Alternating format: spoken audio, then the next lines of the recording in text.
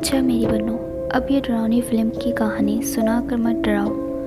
मेरा दिल पहले ही कमज़ोर है, फ़ाइज़ा ये कहती हुई अपने कमरे की तरफ बढ़ गई। शगुफ्ता बुरी तरह परेशान हो गई और झुंझुला कर गुस्से से बड़बड़ाई, कोई मेरी बात का यकीन नहीं कर रहा है। रात हुई मगर शगुफ्ता के अंदर का खौफ कम न हुआ।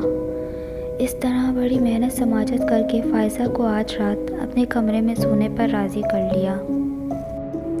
कमरे में डबल बेड था। वॉल क्लॉक रात का 1 बजा रहा था। दोनों बहनें एक ही बेड पर लेटी हुई थी।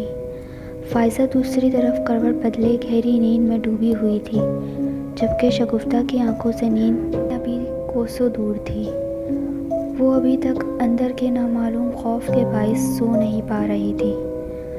अगरचे इसके दिल को एक दहाड़ थी कि इसकी बहन साथ थी, मगर फिर भी न जाने क्यों इसे अपने अंदर अजीब सी बेचैनी हो रही थी।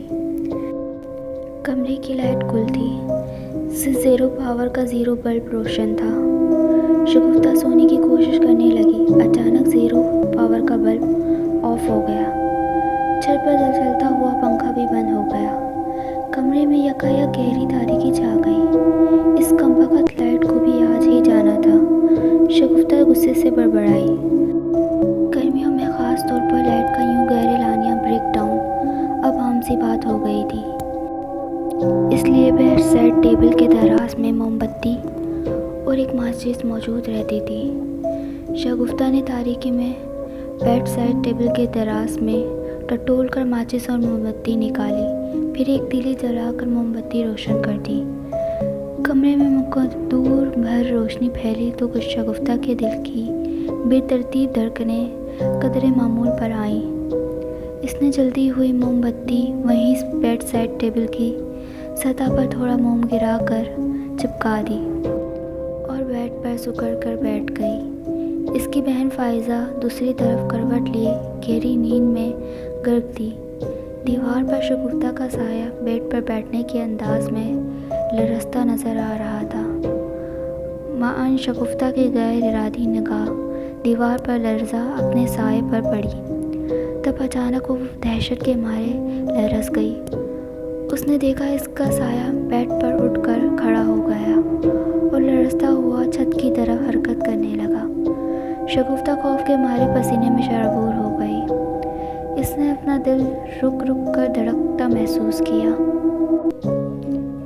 उसने फ़ौरन अपनी बहन फ़ाइज़ा को ज़ोर से झंझोड़ कर जगाना चाहा, मगर वो तो जैसे घोड़े बेच कर सो रही थी। ज़रा भी टस से मस न हुई। आपी उठो उठो आपी, खुदा के लिए, वो खौफ के मारे बेहाल होकर पुकारने लगी। साथ ही उसे दहशतज़दा नज़रें अपने साए पर भी जमी हुई थी, जो उससे जुदा होकर कमरे की चारों दीवारों पर गर्दिश कर रहा था। फिर फ़ाइज़ा ने अजीब अंदाज में करवट बदली। शगुफ्ता की जान में जान आ गई, मगर जैसे ही उसने फ़ाइज़ा के चेहरे की तरफ देखा तो उसकी रूह तक खौफज़दा हो गई। उसका चेहरा किस कदर भयानक हो रहा था। ये वही करिया सूरत भयानक चेहरा था जो वो बचपन से ख्वाब में देखती आई थी।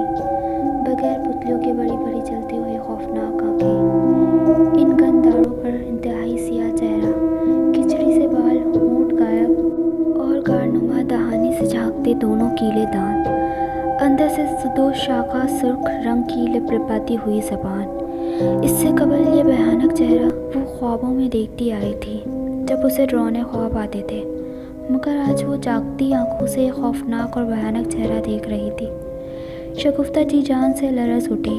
अपनी बड़ी बहन फ़ाइज़ा के चेहरे पर यह भयानक चेहरा देखकर बेइख्तियार उसने मारे खौफ व दहशत के चीखना चाहा, मगर जैसे हल्क से चीखना तो दरकनार एक मामूली सी सिसकारी भी बरामद न हो पा रही थी। पता नहीं ये जागती आंखों से हकीकत में इस भयानक चेहरे को इतने करीब से देखने की दहशत थी या डर के मारे इसकी आवाज़ नहीं निकल रही थी।